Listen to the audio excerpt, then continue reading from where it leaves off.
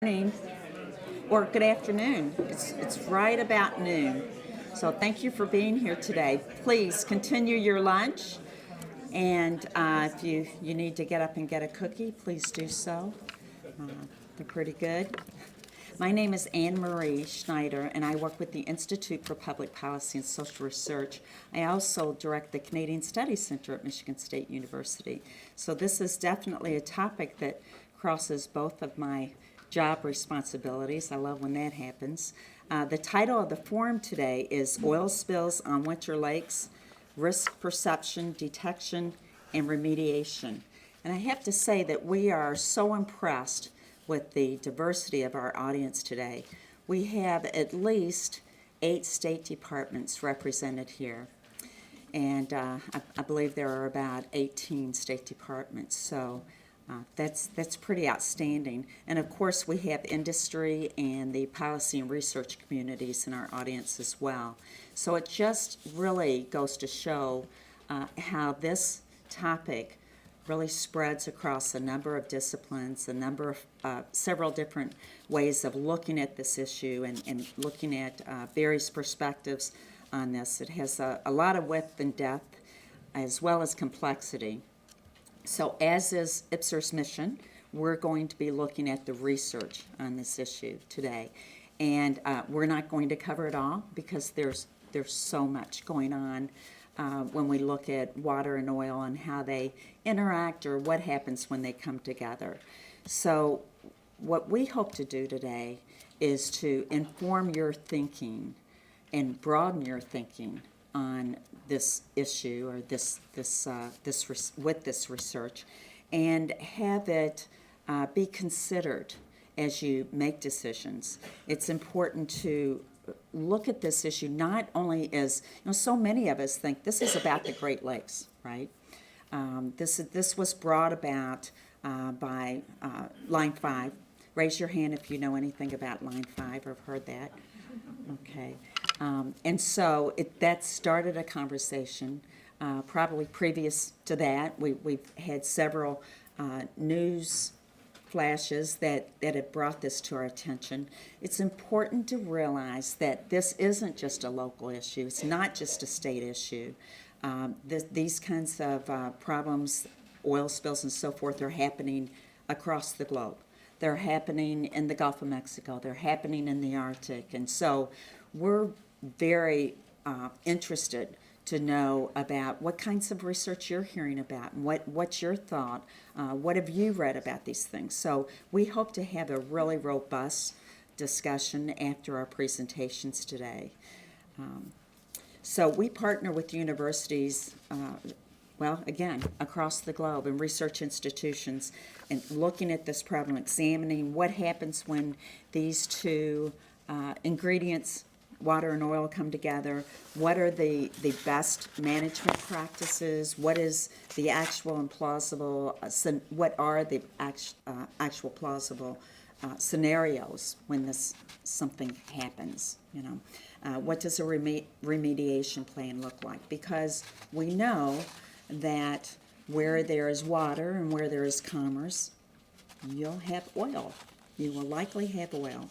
So on our campus, we have engineers and chemists and just, again, people across a number of disciplines looking at a possible concoction that would even eat up oil in water, but at the same time be water safe. So a lot of interesting things are happening. The MSU's Canadian Studies Center has started an Arctic research platform, which we call it platform because we want everyone to be welcome to join in and think about what's happening there. We see today's topic as very relative to what's happening in the Arctic. In fact, one of our researchers on this project that you'll hear about is in the Arctic right now, currently working on these kinds of projects, measuring ice and permafrost and that kind of work.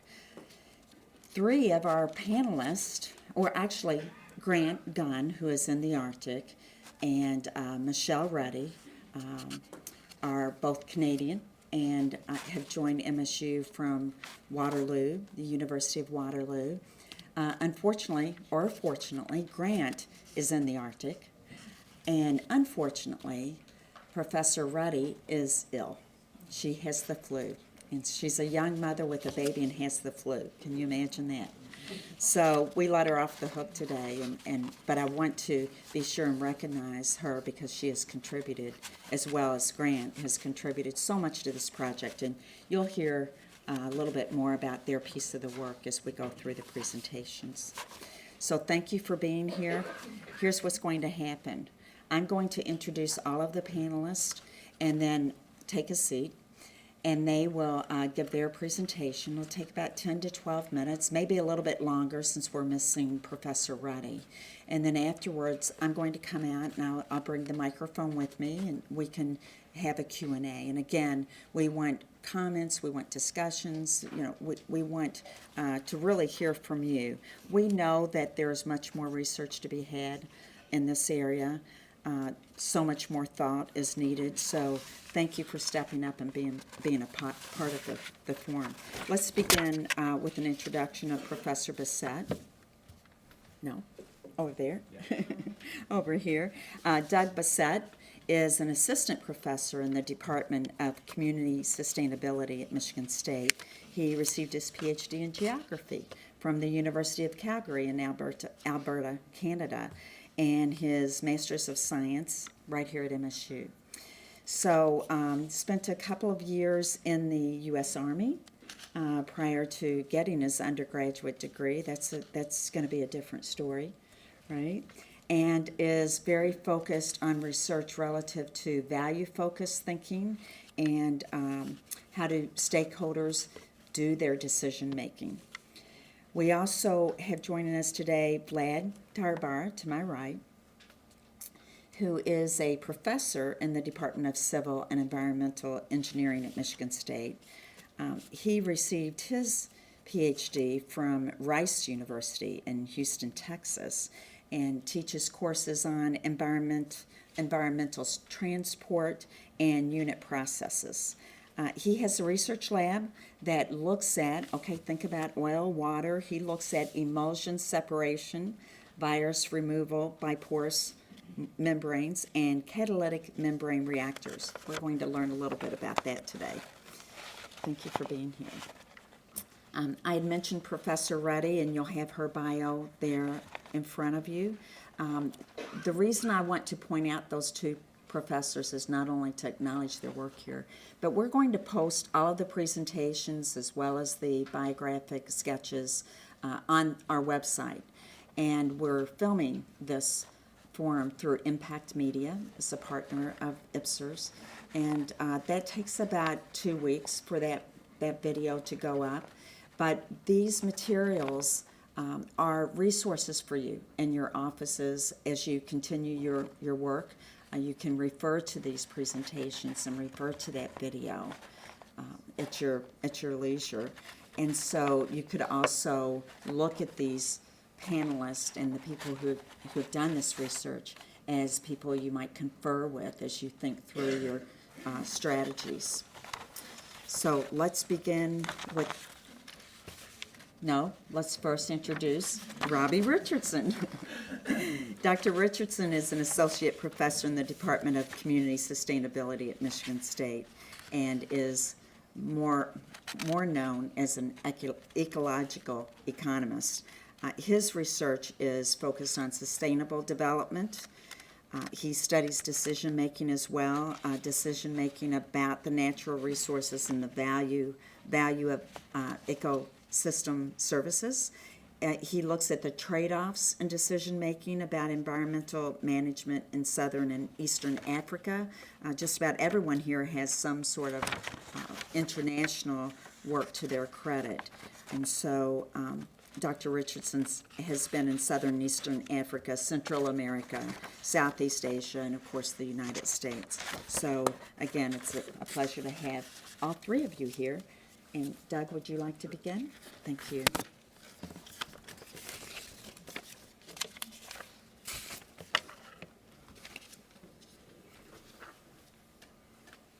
Good afternoon, everybody.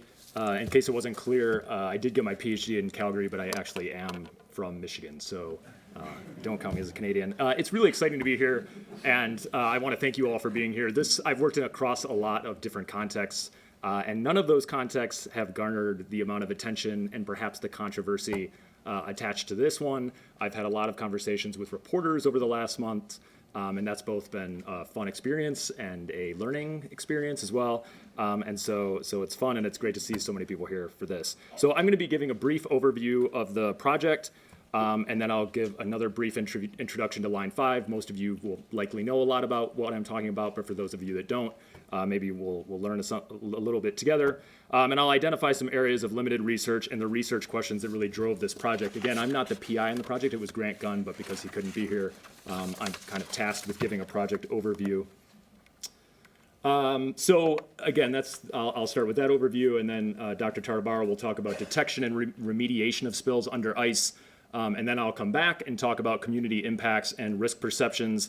And I might go a little bit long in this introduction and talk about those risk perceptions as part of kind of my introduction as well. And then Dr. Robert Richardson will end with a discussion of the potential economic damages associated with Line 5.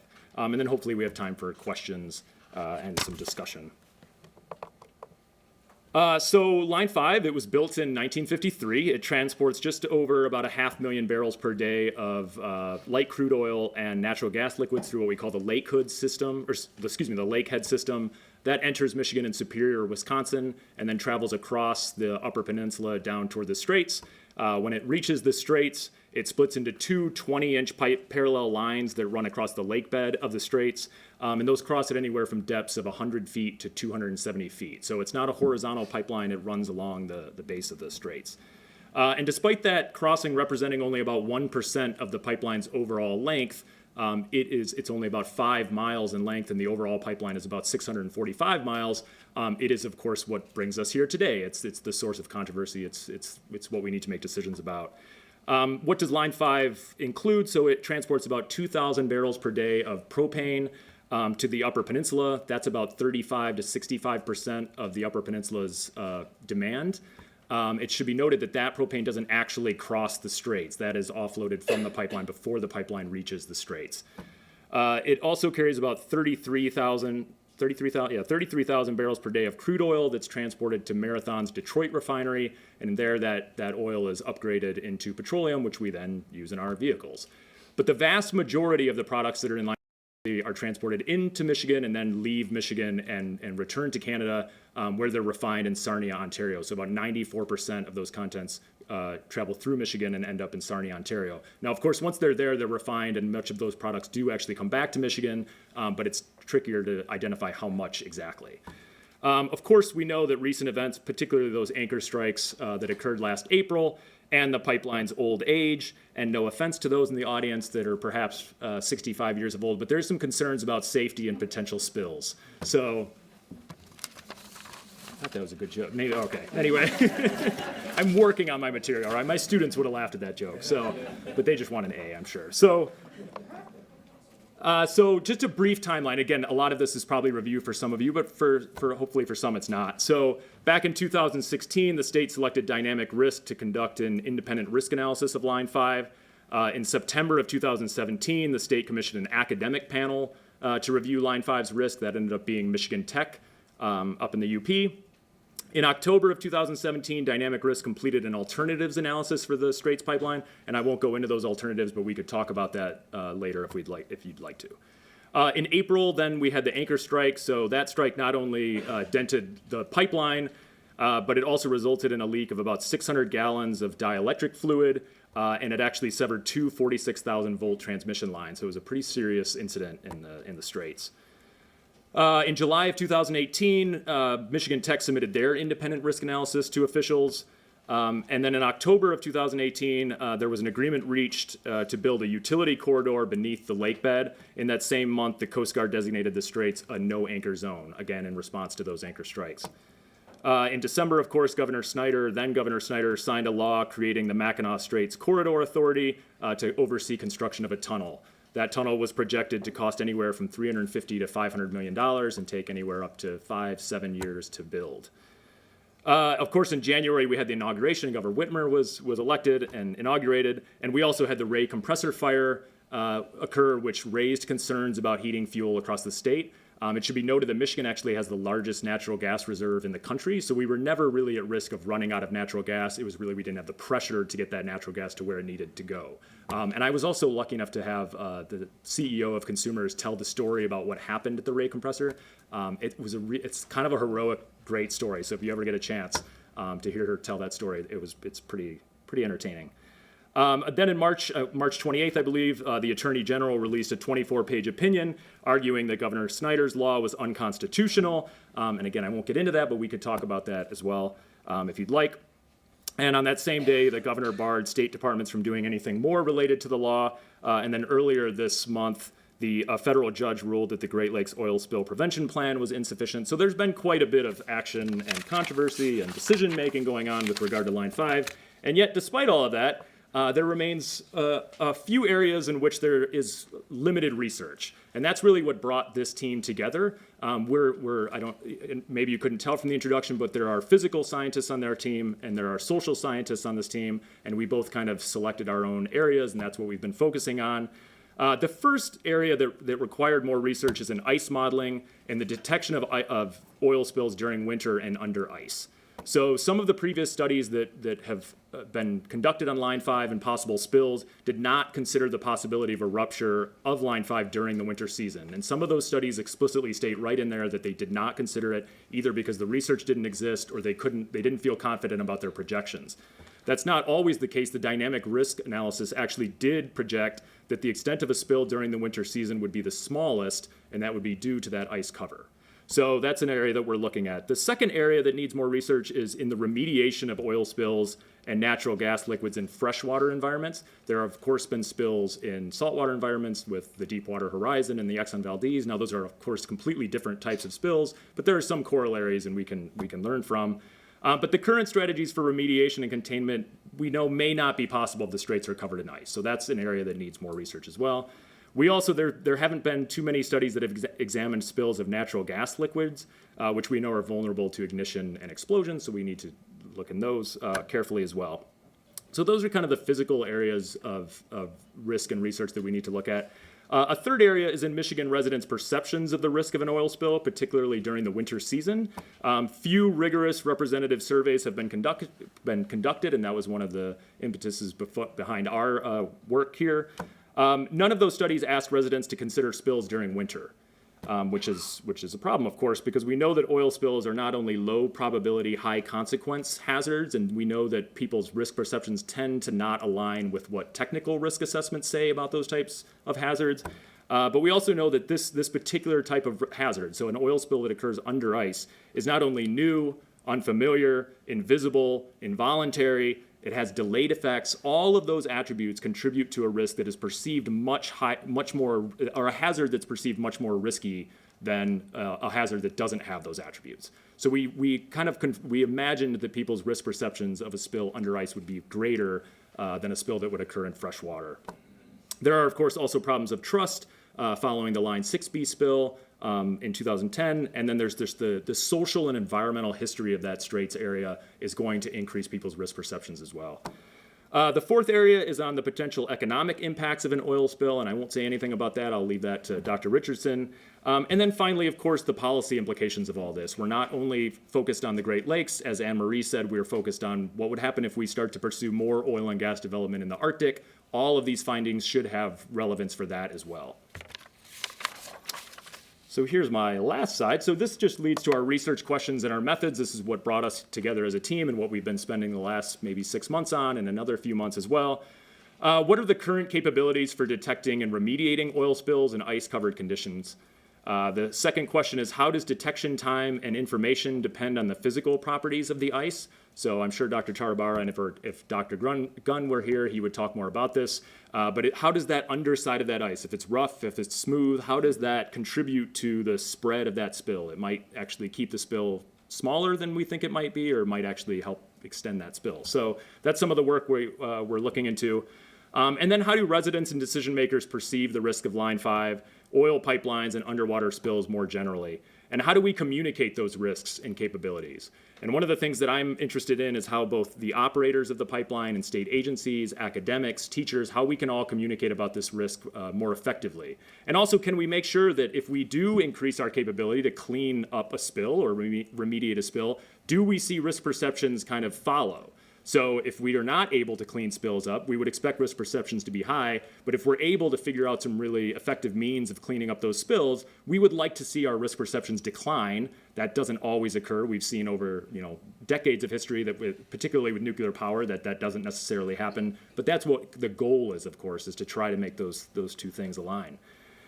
We also are interested in how Michigan residents evaluate trade-offs between the continued operation of Line 5, a complete ban on oil transport, and a more nuanced portfolio of alternatives. This type of research is really, it's in my wheelhouse. It's what I'm interested in. A lot of times with surveys, or even when we're communicating about these types of options, we tend to just talk about one option, or we'll compare one option to the status quo, but we don't give people a number of options, and we don't really specify how those options are going to play out across what's most important to people. And people are able to do it. We just need to support them and help them with it. And so we'd like to do some research here looking at how people evaluate different portfolios across different objectives. And then finally, which trade-offs are they social, environmental, economic, most require policymakers' attention? Okay, what should we be spending our time on? And this will be particularly important as we move forward and rely more on renewables and more on natural gas. These questions are going to arise again and again, and so those trade-offs are really important to look at. So that's all I've got for the project overview, and now Dr. Tarabara.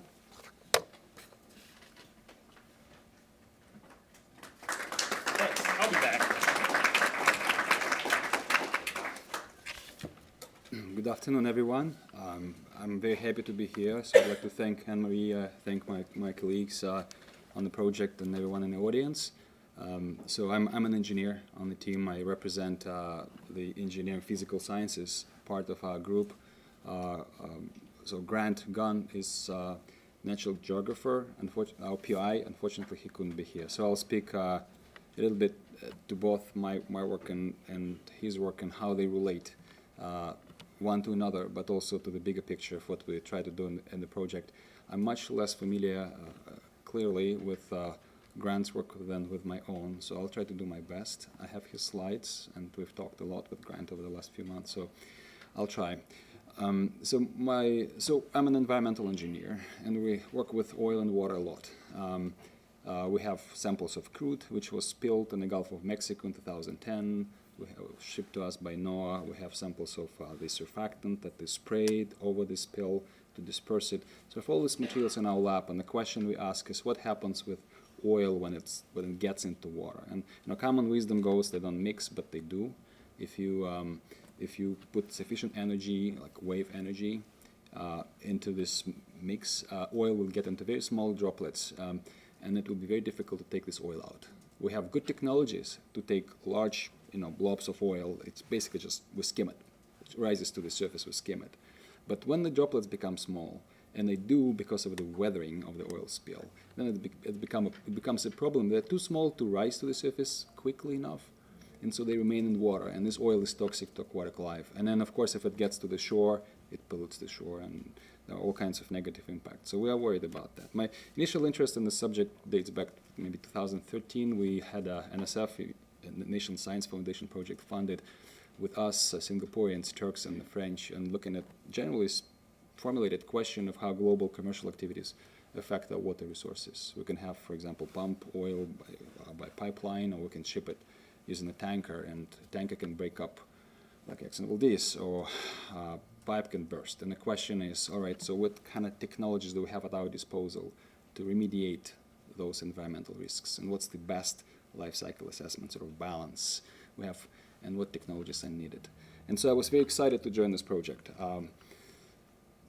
because it's just very interesting subject, both scientifically but also personally. And so here we are. So again, I'm the natural science engineering side of things, and Grant and I will look at the questions of detection, as Doug pointed out, and remediation. So in terms of specific questions we ask, those are, in the case of detection, is if and where. If is there a spill? Sometimes it's easy to detect if you measure change in pressure in the pipe, you know something went awry, and so you know there's a potential for spill. You look for the oil, right? And if there's no ice, it's easy to find because oil rises to the surface. What if there's ice cover? There's a problem right there. And then also, if it is there, then where is it? And what shape does this oil plume take? This is a particular interest in the case of ice cover, especially integral ice cover. And then on the remediation side of this, we ask how and when. Well, do we remediate? The answer is yes. Question then is, how do we go about it? Do we do in situ burn, which was the most effective technology in the Deepwater Horizon case in 2010? Or do we pump? Do we drill through the ice, get to the plume, and pump it out? Those are options. But they depend, your best mix of technologies to remediate. And this can be a mix, it may not be just one technology. It depends on what the shape of the plume is. And so we would like to understand more fundamental questions of what happens when this oil rises to the surface and it touches to the underbelly of ice. And all kinds of interesting questions come up. What's the shape of this underbelly? Will the oil be captured there? Will the weathering of oil plume by the water flowing under the ice disperse it to some extent? How far will it go? So those are the kind of questions we're asking. Let me see. Okay.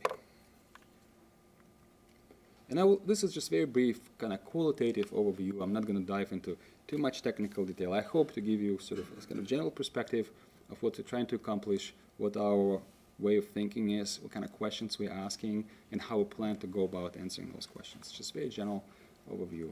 And so this slide shows, just goes to the importance of ice-covered lakes for our state.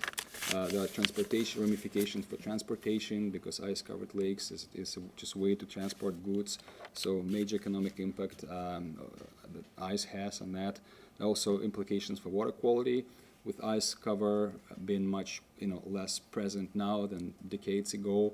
We have more algal blooms. Lake Erie, just one example, perhaps the most poignant, most recent, that kind of strikes home for many of us here. And then, so it is an important question. I know I'm preaching to the choir. And so then what Grant is on the detection side of this, and he develops and tests and validates technologies for detecting oil under ice cover, and he also fundamentally studies ice. He studies how ice properties depend on, for example, growth conditions. For example, on the salinity of the water from which this ice crystallizes and grows. The seawater ice is very different from freshwater ice, for example.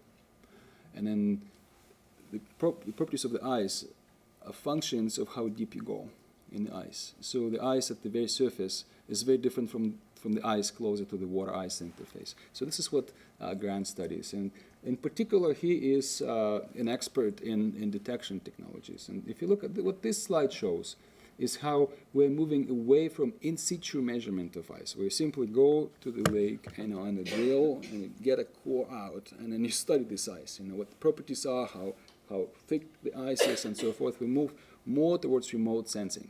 This allows us to avoid this actual physical step of going there and take the measurements. It can be risky, it may not be even feasible if the ice is thin. Instead, we just use technology, remote sensing technologies, to quantify the ice cover, its thickness, its nature, its morphology in general. And so what this slide shows is how in situ technologies have dropped and how instead we have remote sensing technologies rising in importance, and for good reason. They're more practical, more practicable, I should say. Next slide. So specifically the technology that Grant uses, his main go-to tool, is based on microwave remote sensing. Essentially, you send a microwave, you send a microwave and you see how it gets reflected, whether it goes through the medium completely, or whether it's partly gets reflected or partly scattered. You collect the signal back, how much is reflected or scattered. You analyze it, and then from that you back calculate. There's lots of mathematics involved. the properties of the medium, its thickness, its density, and so forth. And so you can identify different parts of the structure you are probing with this method. You can quantify how much snow is above and different layers of ice there. Okay, so that's what Grant does. And so this is just another slide which shows how important ice cover is for Michigan in particular, but also for the Straits of Mackinac. And so yes, Coast Guard maintains shipping lanes. We rely on ice and our knowledge of it in many of our activities here. And of particular concern, as Doug pointed out, is line 5 and how it may have a major impact should there be a spill. And we've got quite a bit of publicity there. And so there was also, as Dr. Bissett pointed out, there were multiple studies, at least several studies, I should say, where the oil spill scenario was evaluated in the Straits of Mackinac, but they were all done with no ice cover. All right, and so this study is by the University of Michigan researchers, and it shows travel time of oil spill to different locations in the area as a function of time, and this was done. None of these scenarios depicted on this graph, and it's just one graph of the main in an excellent report prepared by University of Michigan researchers. Includes ice cover. So we are researching something that really needs to be understood better. Let me see. I don't know if I can run this video. So it happens with the plume.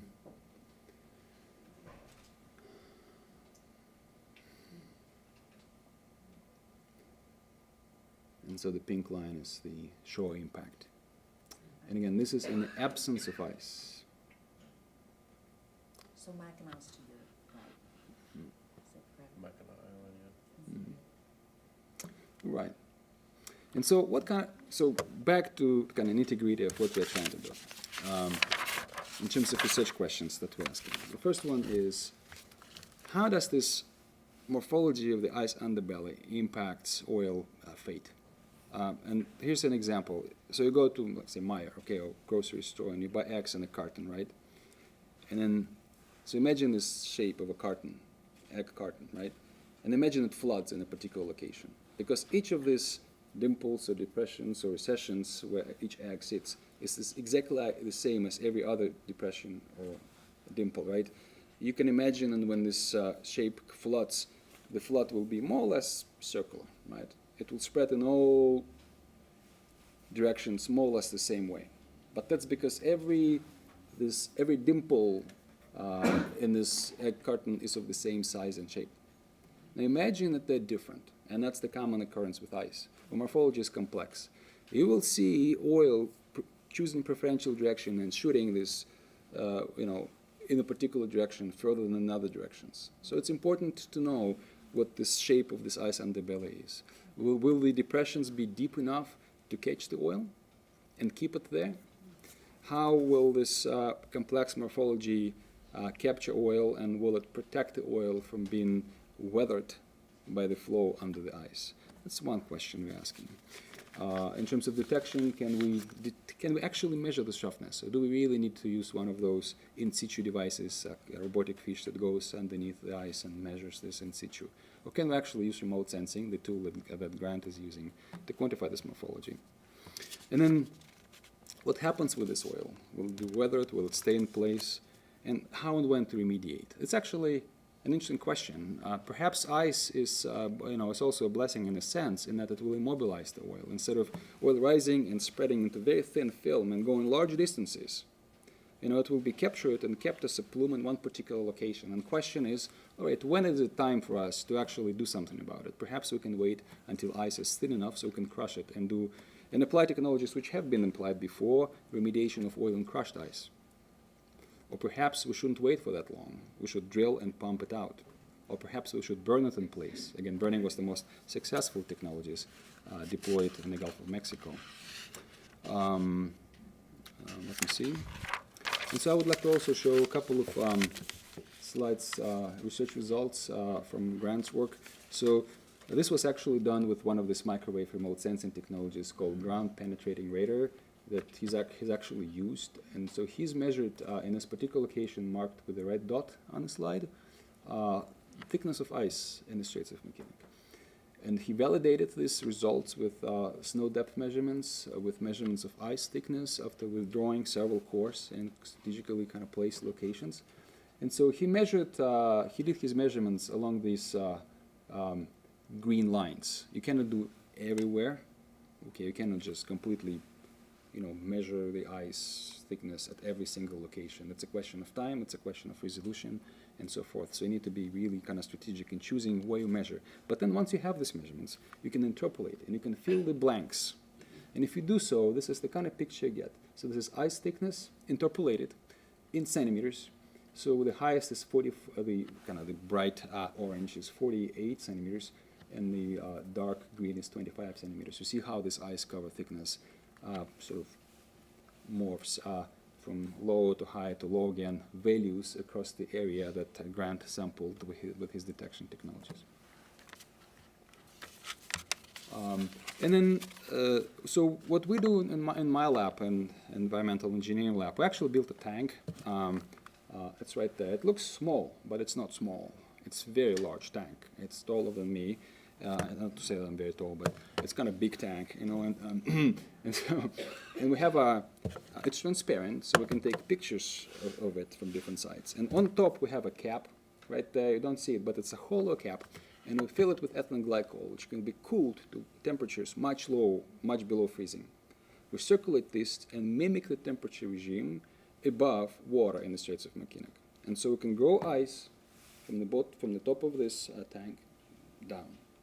Okay, and we don't have this yet, and we're in the process of building this device, but we'll have cameras positioned at the bottom, and we'll take pictures of the oil which we release, and you can't see it really, but there is a pump with a tube which goes and injects oil right at the center at the bottom of the tank. All right. So we have a device which is sort of 4 feet wide, 4 feet in diameter, and 7 feet tall model of a small part of the Straits of Mackinac. And we can grow ice, we can mess up with the water chemistry in this tank, we can add salt, we can add organic matter, we can mimic the water in the Straits of Mackinac, and we can study oil spills and answer the questions we're trying to answer. Am I taking too much time? No. Right, so last slide here, really, and this is just a slide to show that we have worked, we've been funded by EPA from 2011 through 2016 to work together with LSU, Louisiana State University, to compare impacts of the 2 oil spills, the Kalamazoo spill here and the spill in the Deepwater Horizon spill in the Gulf of Mexico. Very different scenarios: freshwater inland spill versus seawater open sea spill. And we'd compare this along different sort of lines of inquiry: economic impacts, remediation technologies, social impact, political issues. How quick the response was. They happened really 2 months one away from another. So this was a really interesting comparison. We worked with LSU, organized multiple joint webinars with them. And this is just a couple of examples where experts from Louisiana and from Michigan got the same table and shared experience. So we have these resources available to us. And this is, I think this is Grant again. Again in a snow mask. I know it's Grant. And these are his colleagues. I wish he was here. And he's a fantastic researcher and very talented scientist. So thank you for your attention.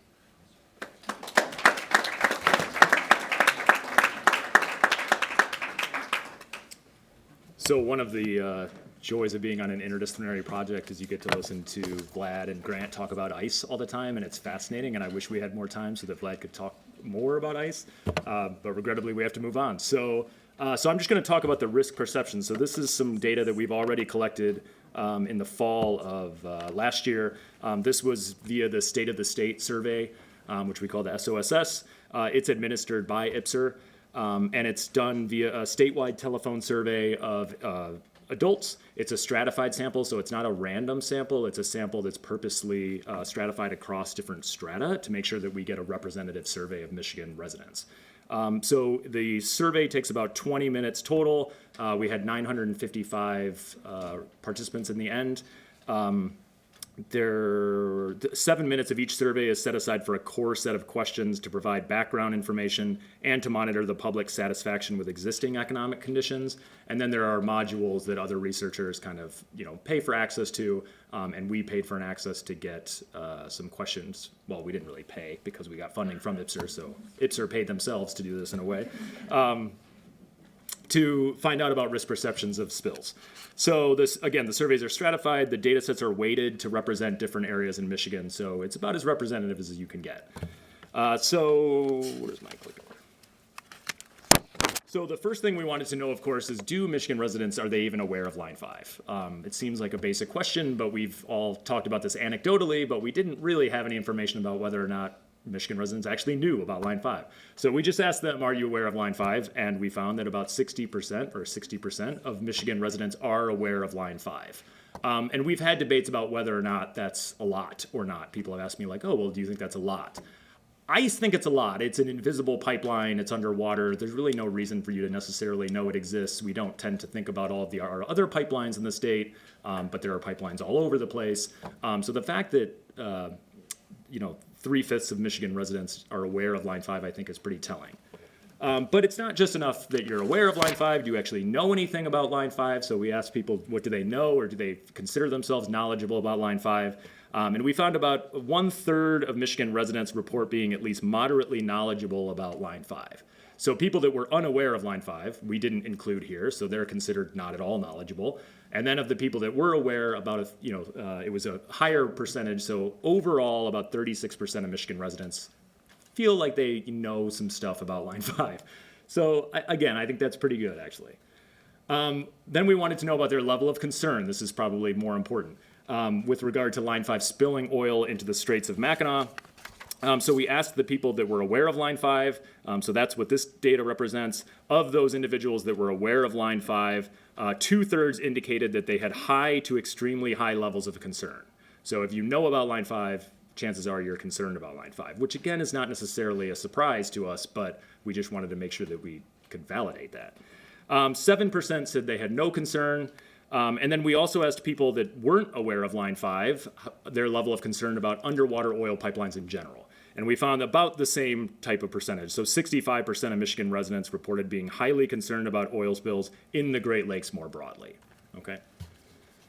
So then, getting back to kind of the point of the ICE work here is we wanted to know about their level of concern regarding a spill that occurred under ice. And again, as I talked about briefly earlier, we would expect that people would be more concerned about a spill under ice than they would be in open water for all of the reasons I said, that it's invisible, it's new, it's unfamiliar. We don't tend to think about oil spills under ice. We tend to think about them in open water. So if you alert somebody to the fact that there could be a spill under ice, we expect that people would be more concerned. And that's exactly what we found. So we found that about 39% of Michigan residents are more concerned about a spill occurring when the Great Lakes are covered in ice than when the waters are open. And if we're looking specifically at the Straits, we found that 42% are more concerned about a spill in the Straits occurring in ice than in open water. And only, 18% were less concerned. So we talk a lot about trade-offs. I talk a lot about trade-offs. So we wanted to know, this tends to be the dominant framing in which we hear conversation about Line 5, right? We talk about its economic benefits and its environmental risk. That tends to be the way that we talk about these types of pipelines. So we wanted to ask people, does the environmental risk associated with Line 5, is that worth the economic benefit that it provides? And what we found, of course, is that 47% disagreed. They said the environmental risk is not worth the economic benefit that Line 5 provides. But we also asked about underwater pipelines more generally, and again, we found similar results. So 44% agreed that the economic benefit of underwater pipelines more generally are not worth the environmental risk. Now, there's, of course, a lot of things that aren't being accounted for in these types of questions, but we only had like 6 questions, so we had to kind of condense everything down.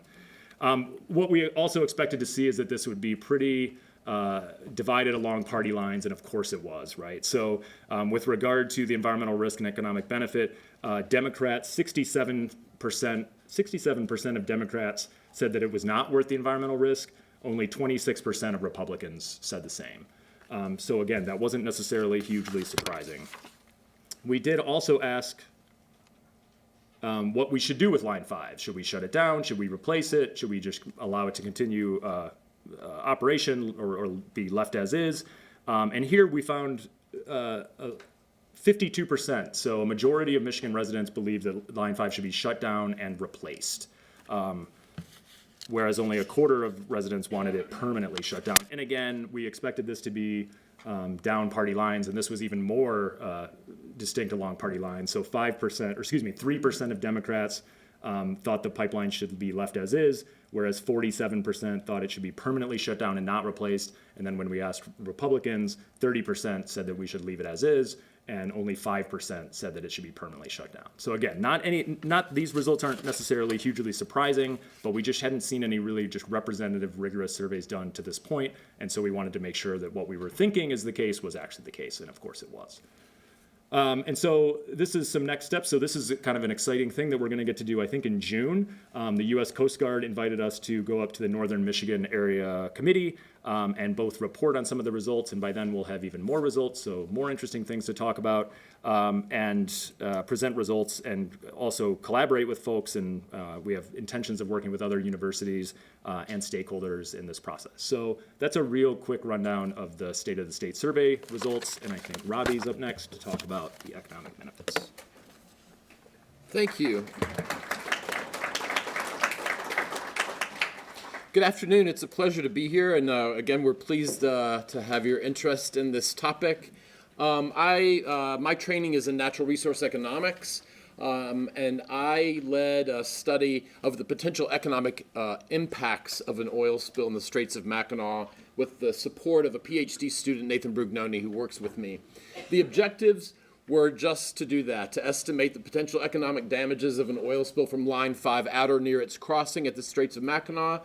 And we focused on sort of two categories that I hope will be clear. One is a federally mandated process called natural resource damage assessment, the costs of which would be borne by federal agencies who would restore an area after it's been damaged. The second category is economic impacts borne by the private sector.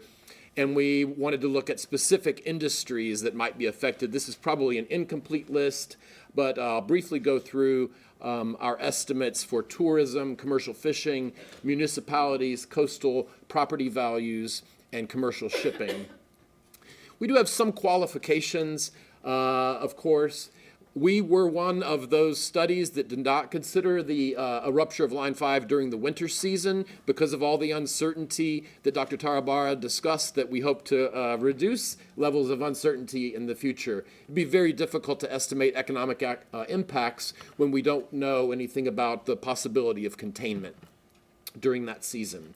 We also don't look at a rupture of Line 5 during a spill of natural gas liquids. There's very little literature on that.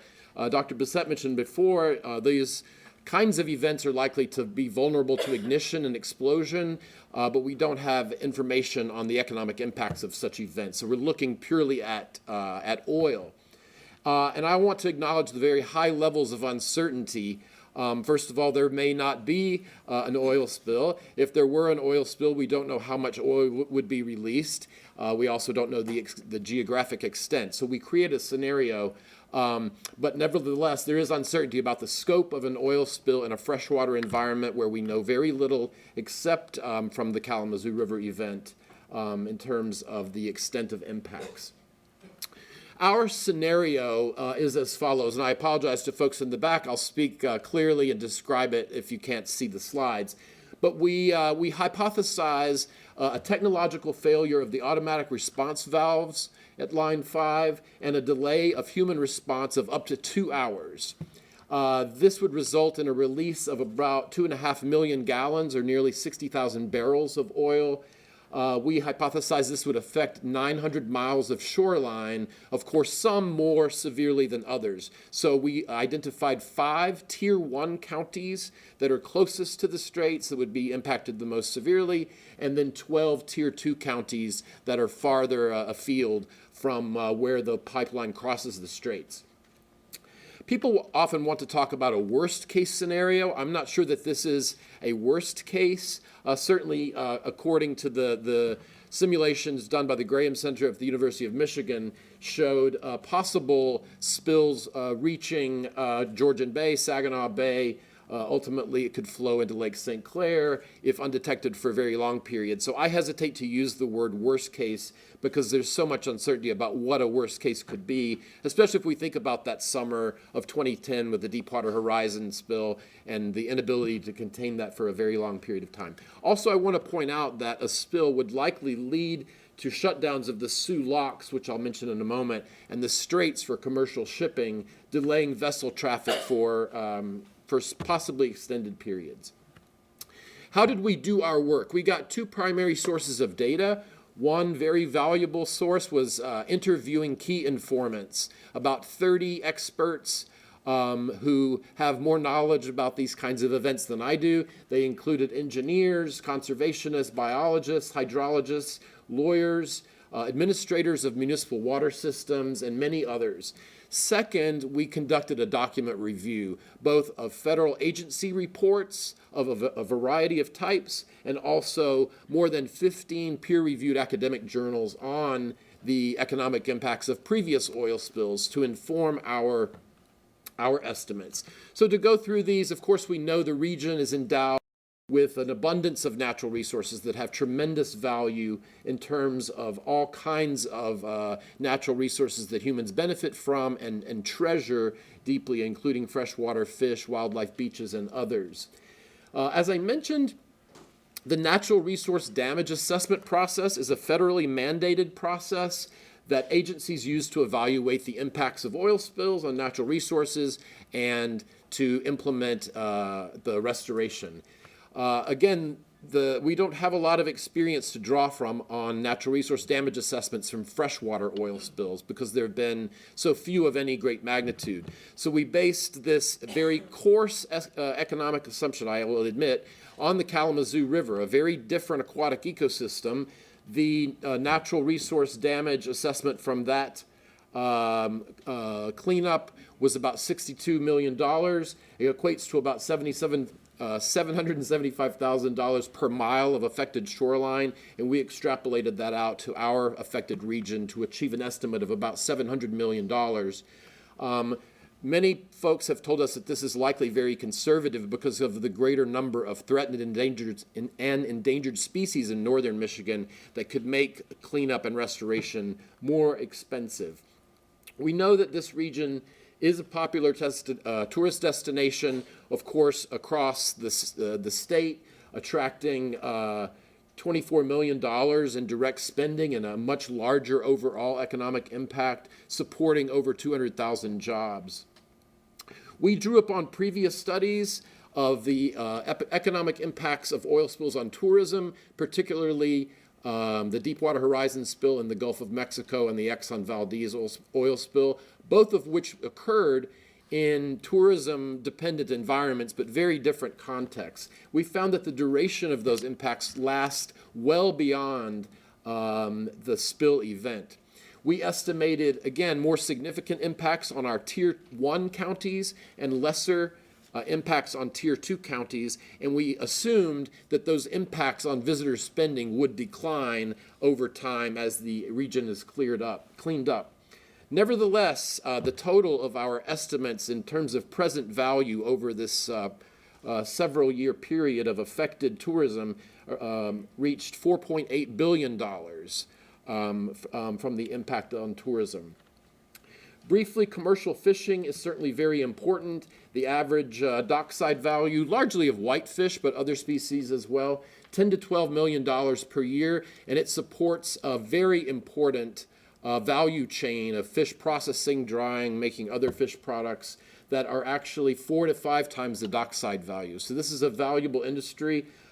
Tribes, of course, would be disproportionately affected by a loss to fishery income. The present value of our estimate of economic impacts was $61.1 million over about a 3-year period of affected fisheries because of the inability of some fisheries to hatch in future years.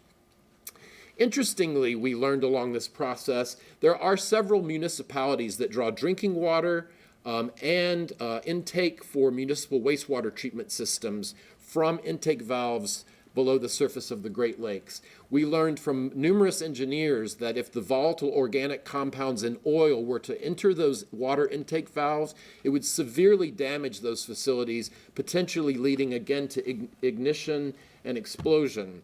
So we interviewed folks on the potential costs of repairing and replacing the kinds of equipment that depend on freshwater intake, and the estimate of the damages to municipalities was just over $230 million to repair those systems. Not surprisingly, coastal property values would be affected over a period of time. And again, there's a lot of literature, particularly on Deepwater Horizon, on how coastal property values in Alabama, Florida, Mississippi, the coastal regions, were affected for a period of time. Some of them persisted long after the event, not returning to their expected property values. We assumed that property values would be negatively affected by an oil spill for obvious reasons, the value of a home being diminished in part on the coast by the visibility of oil. We assume that those effects decline over time. The present value of those impacts were estimated to be, across the two sets of counties, over $485 million. Of greater interest to us was something we came across much later, and that is we knew that shipping, commercial shipping, would likely be affected, but we had not come across the right data. We were thinking about onshore impacts. We've stumbled upon several very revealing reports from the Department of Homeland Security and the U.S. Army Corps of Engineers, not about oil spills, but about the Soo Locks. We interviewed a number of Coast Guard officials and Corps of Engineers officials who informed us that if there was visible oil on the surface of the straits, they would in fact shut down commercial shipping traffic, in part because it would be dangerous, and secondly, commercial shipping would be in the way of any active remediation or deployment of boom technologies. The Great Lakes Shipping Network is a very interdependent and interconnected system of locks, ports, harbors, and navigation channels, and about 50% of iron ore used by North American steel mills pass through the very narrow channel of the Po Lock as part of the Soo Lock system. A rupture of Line 5 would likely lead to the closure of the shipping traffic in the Straits and the Soo Locks. And the studies from the Homeland Security and the Corps of Engineers suggested that a 2-week closure of the Soo Locks during the early season would halt U.S. steel production for some time. This would have severe consequences, not only for the steel industry, but for the manufacturing supply chain, including the automobile industry. So we looked at this from the standpoint of bottlenecks and delays. If the Soo Locks were to be closed, this would lead to severe delays at the locks, at ports, and this would escalate and bottleneck. And we don't have good tools for how to capture those kinds of delays and bottlenecks. We used an innovative approach called system dynamics modeling to estimate the effects of delays on shipping.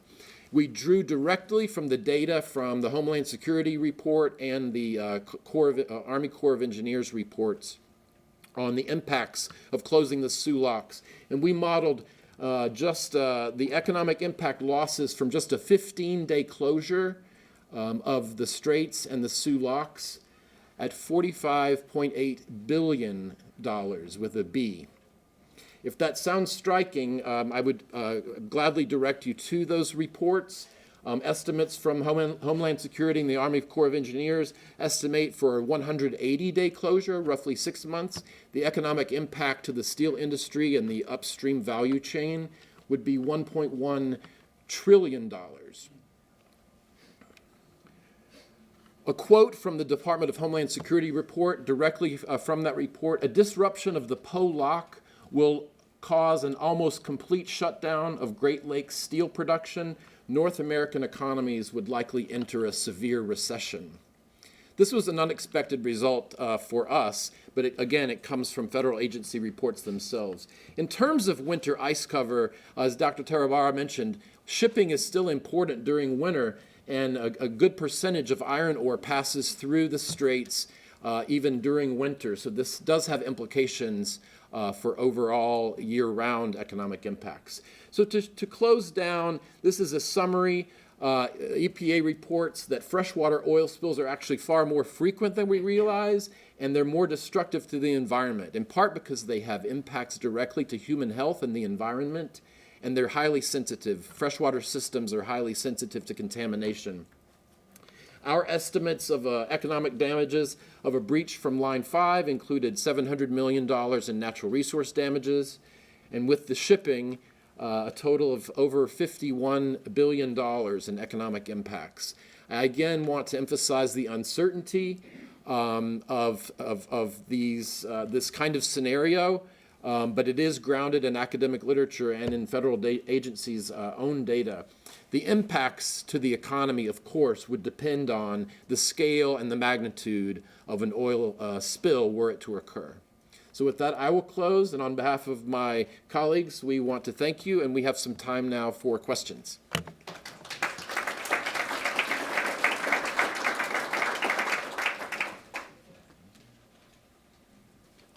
Yeah, would you mind? Thank you. Thank you. We have a question right off the bat. So a quick question for Dr. Bissett. You will need to wait until the microphone gets to you, sir, because we are videotaping. Thank you. Quick question for the perceptions. When you asked the question about shut it down permanently, shut down, replace, did you ask shut down and replace with what? Was that another underwater newer pipe? Was it some different transport method? What did your question actually ask? Yeah, that's one of the problems with the question is that we could only ask whether they wanted it to be left as is, shut down and replaced, or shut down permanently. Now, of course, all of the wiggle room is in what you actually replace it with. So a lot of the controversy right now is, with the delays in building the tunnel, well, then do we continue to allow the pipeline to operate while we build that tunnel? We couldn't get into the specifics about what we would replace it with. We'd want to ask those questions going forward, but we couldn't ask that just because we didn't have the time. Okay, and a more But good general question. question. So it's 5 miles of pipeline that are in the straits, correct? And the straits don't have a level bed. Do any of the modeling or the projections, is that based on where the rupture would take place along that 5-mile stretch?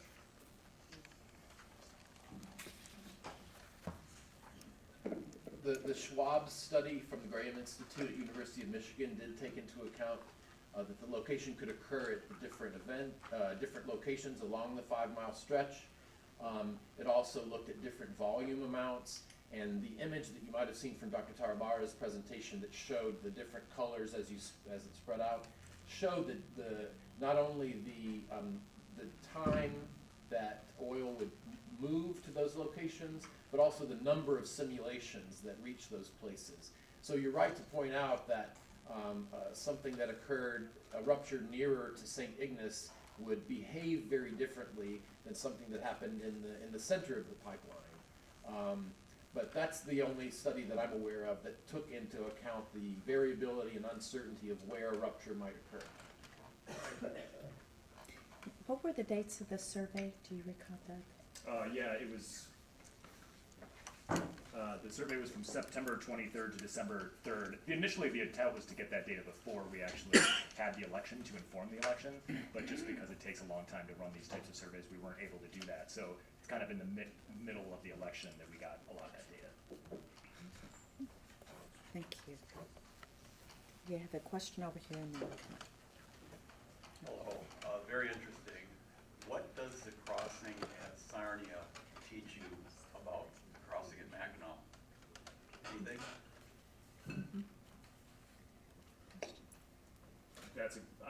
I don't know. That's a great question. That's a great question. I haven't even thought about it until you asked that question. That's a very good question. It's something we've not looked at, and I actually have not seen any publications on that topic. That was a point of curiosity because we have joint stewardship of the Great Lakes and implications for an accidental spill on both sides of our border. It would be interesting to do the same sort of survey, not only at this point in time, but on the other side of the border as well. Well, and on that note, it's important to point out, as Dr. Bissett mentioned before, there's another 550 miles of the pipeline that crosses dozens, scores of rivers all across the Upper Peninsula and Lower Peninsula. So there are risks that extend well beyond the straits. That seems to be the area that's on people's minds the most. Okay, where's my microphone? And there's a question right there. Thank you, Leah. I want to thank Leah for her help with the forum. She really puts her all into helping organize it. Thank you. Wondering if you were able to make use of NOAA's Great Lakes ice studies over time. First I was aware of it was in the early 80s, I would say. And the other component I wonder about is the drills, that multi-agency drills encompassing, spills of whatever kind on the lakes. How quickly can they mobilize and address something like that?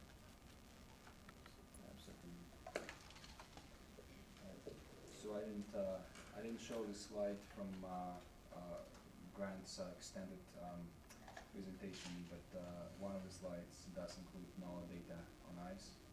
So he'd be in a much better position to answer the question. But I know that he is aware of this literature and works with it. And as far as the feedback from Coast Guard, maybe. Yeah, so we interviewed a number of Coast Guard officials who were involved in the drills that you're referring to. We assured that we would keep their names anonymous so that they could speak openly with us. But they were concerned about the ability, given where the simulations show where oil will move and how very quickly it will move there. They're concerned that they would be able to get proper amount of deployment and remediation equipment even to the region for several days, which is why you have this concern about all of these issues, but certainly about oil reaching not just the area of proximity to the straits, but all the way down into parts of Lake Michigan and deep down into Lake Huron. So that I think that remains another area of uncertainty, given that it's going to spread very quickly, and the amount of technology that would be required to be deployed to that region doesn't exist in that region right now and would have to come from some distance.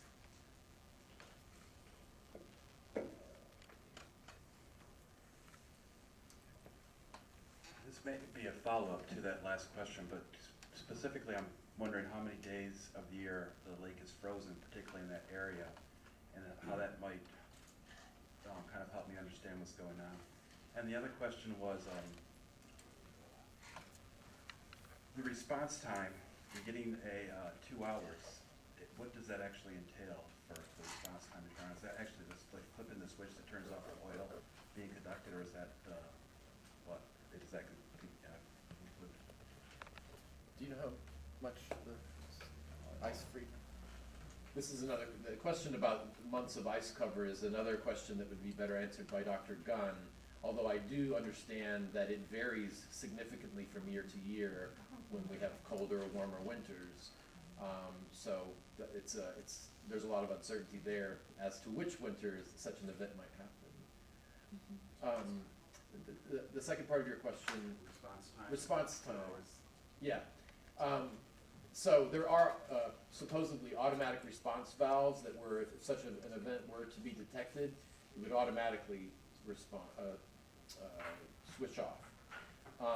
That apparently, that technological failure occurred in line 6B, and there was no response for 17 hours. We were, in an attempt to be conservative in our study, said, well, if there was a failure of the automatic response valve, there could be a human response, a hesitance to respond, or a lack of awareness or lack of information of 2 hours, and that certainly seems reasonable. And given the pump volume, that's how we came up with the estimate of the amount of the release. Again, I want to underscore that that is hypothetical, and could potentially have human response much more quickly. It could potentially have human response to the failure of the automatic response valve 17 hours later. We just don't know. But by looking at a potential spill, do you think that enlightens a prevention strategy?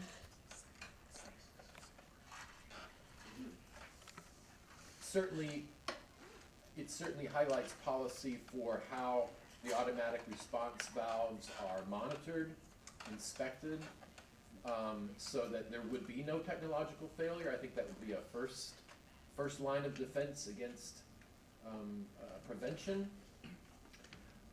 And then ensuring, redundancies in terms of human response would be the second line of defense. I would trust that there has been a great many lessons learned since Line 6B that would help avoid and prevent the kind of event that occurred there occurring in the Straits. But again, these are human designed systems, and humans do make mistakes.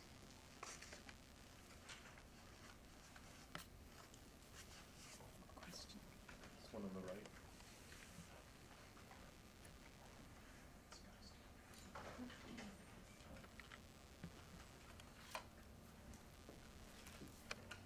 You mentioned the impact of the study of just the oil and the water combined, but have you looked at how the oil interacts with other chemicals that may be in the water, and how that impacts the aquatic environment?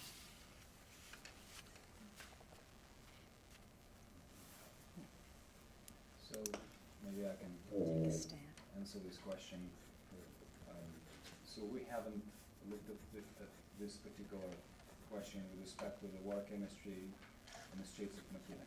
There's, however, a very large body of literature on the subject, where people look at how salinity, how various different components of dissolved species affect the dispersion and weathering of oil. So it changes so-called surface energy, interfacial tension between oil and water, and so this determines how large the droplets are. So it's an important question. Real water is very different from the deionized water, right?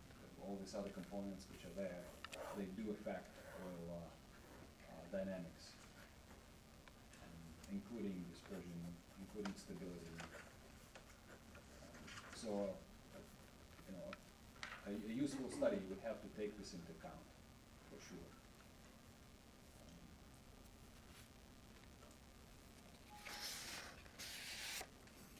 Okay.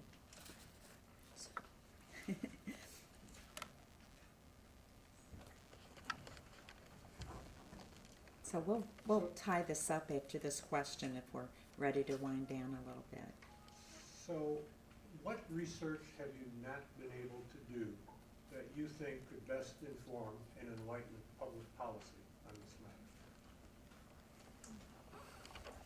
matter?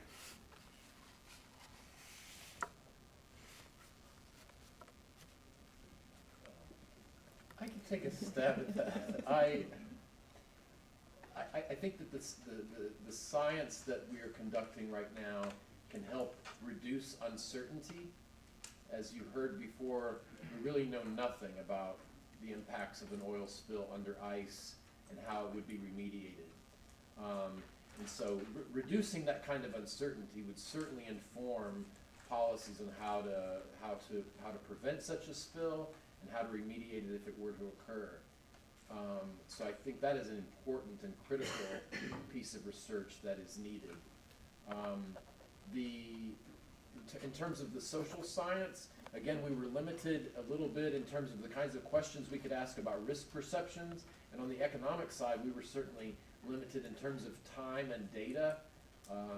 We wanted to explore, Dr. Bassett mentioned the question that we asked, is the environmental risk worth the economic benefit? I think on both of those sides, there's a lot of uncertainty.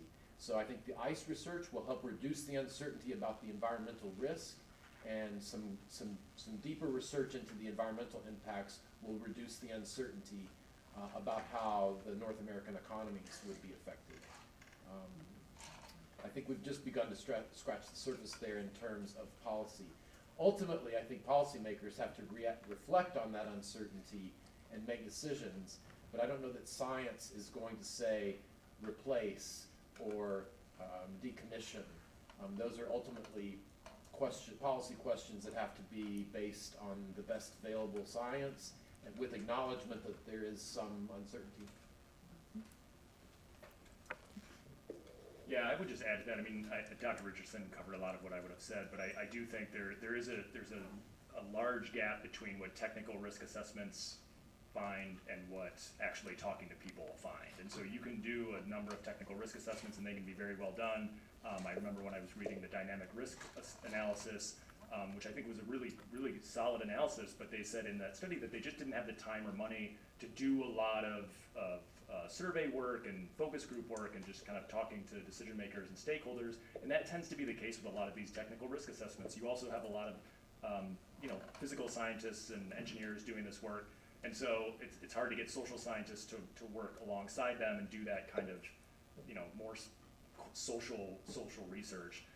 And so I don't think we've been we haven't been able to do that work, but we could always do more. And like I said, the technical risk assessment and the risk perceptions don't always align. And so, and as Robbie said, these are value-based decisions. Just because a technical risk assessment says one thing is better than another doesn't mean that that's how people are going to see it. So you got to talk to the people, basically. Maybe just to chime in, so the perspective from the engineering side is that to be able to offer, sort of a gamut of engineering solutions and say, okay, this is your best bet if that's the spill scenario, and this is your best bet if this is the spill, there's another spill scenario, then we need to understand fundamental science of oil spill on the ice, and then develop technologies after that, and then we can assess them and make recommendations to policymakers. We're at the very early stage. We're just trying to understand what happens with this oil. And then on the engineering side, I can give you one example. We have a top-notch fire engineer at MSU. He's really world-class, perhaps the best fire engineer in the world.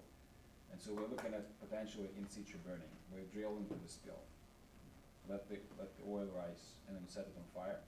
And it's a fascinating engineering question because the tunnel is going to melt, so the boundary condition is going to change.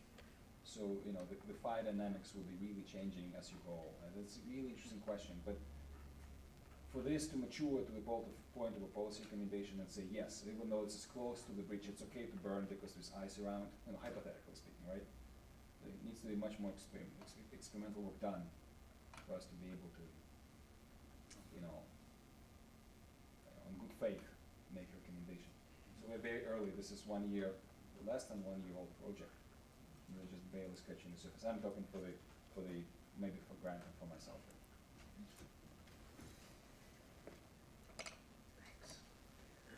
First, great study, really interesting, thank you.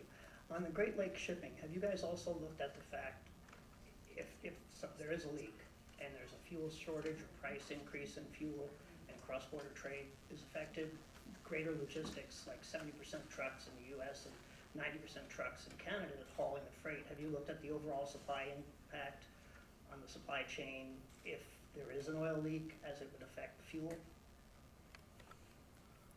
Economic impact. Thank you of for that. identifying that research need. It's definitely there. And On the economic side, the answer we're is no. taking notes here. As I said, our best available data on anything to do with shipping related to iron ore, Gotcha. which is the Po lock is the only lock capable of passing ships of the size that carry iron ore. And the excellent studies from the federal agencies helped us a lot, but did not go into the kinds of questions you're raising. Okay, thank you. I'll say, I'm not a researcher, but I work with many people who do research. And to your question, sir, regarding where would we need, what kinds of questions are there that need to be addressed? What I see is frustration in the depth of research that our researchers, our experts are able to do. So the funding that is available really hits only, I would say, a shallow margin of what needs to be done. And then what happens when you accomplish that level of research is you develop more questions. You learn more and you want to go deeper. And so I can't imagine the cost of your laboratory, Dr. Tarbara. So it takes a real investment in order to get answers to these really complex questions. And, you know, it can happen sort of sequentially, level by level, but the real in-depth studies, and when we hear about those, you know, the substantial funding to really take it from the beginning of your question to any kind of depth, any kind of real digging into what it is that you're curious about. We're just, you know, so excited to hear about those happenings. So I think that's a point of encouragement for our panelists to keep asking the questions and really be prepared to say, here's where I'd like to go, next step.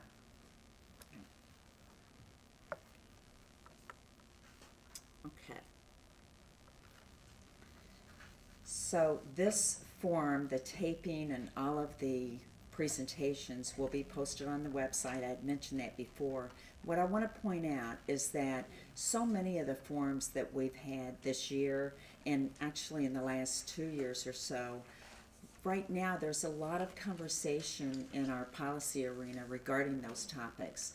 And so I would encourage you to go to the website. And while not all of them are environmentally oriented, some are economically oriented, it's a real diverse set of topics. I think it's an excellent resource for you. If it's not, you know, timing is a big piece of this, but I will say it will give you a foundation of some of the problems that you're seeing. Just last month in March, we had a forum on ex-offenders, and part of that conversation was raising the adult age to 17 years for sentencing. And that was part of, again, you know, that's part of those presentations on the website. So take a look at them. The reason we take the time to tape the forums is so that you can go back to them, and also so you can share with your colleagues. Oftentimes people take those video recordings and they play them in their communities and have a discussion around those videotapes. It's a good idea. So I just wanted to, again, encourage you to take a look at those. Our upcoming forum is also environmentally related. It's going to be on PFAS, the response to PFAS. I know you've heard quite a bit about PFAS, but we're taking it to the next level since the governor's plan has been announced for how we might approach PFAS. You have evaluations in your materials there. I would really like for you to take a minute to fill those out. Those are important to the Institute, but they're also important to our panelists to see what kinds of questions you might have regarding their research or this topic in general. So thank you for filling those out. You can drop those off to Millie back there, who I'd like to thank for her work on bringing the forums together. Millie is on our staff at the Institute for Public Policy and Social Research. We've been working together for a number of years on these forums. Thank you, Millie.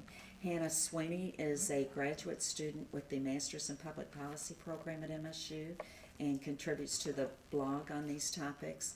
Aaliyah Owens, who you've sort of met, is a kinesiology graduate, and she's interested in public policy health. public policy in the area of health. There you go. And I can't go without mentioning my partner in crime, Cynthia Kyle, who is our communications director at the Institute for Public Policy and Social Research. I feel like Erin Groom is part of our team as well because she has covered these. And I'm sure she has a picture of you somewhere. And we're going to post these photos on our website as well, so you can go to those. Oftentimes it helps you remember who's who.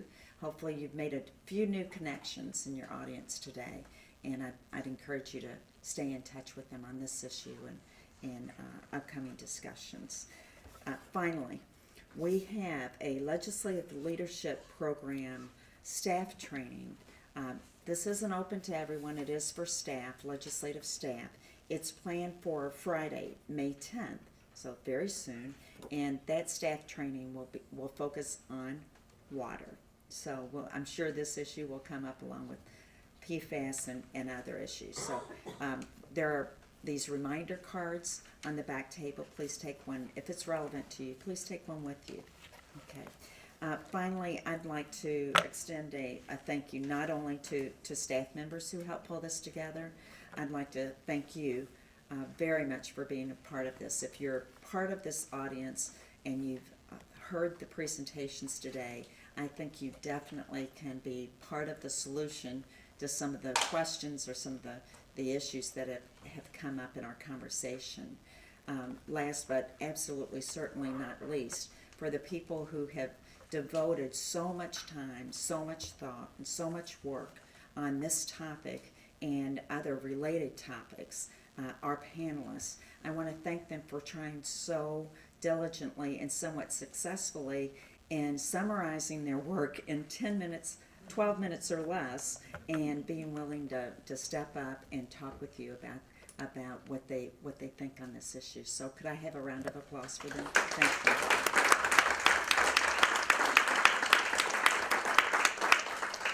And with that, we'll conclude. Happy spring, happy Derby Day. I had to say that given my Kentucky heritage, so enjoy.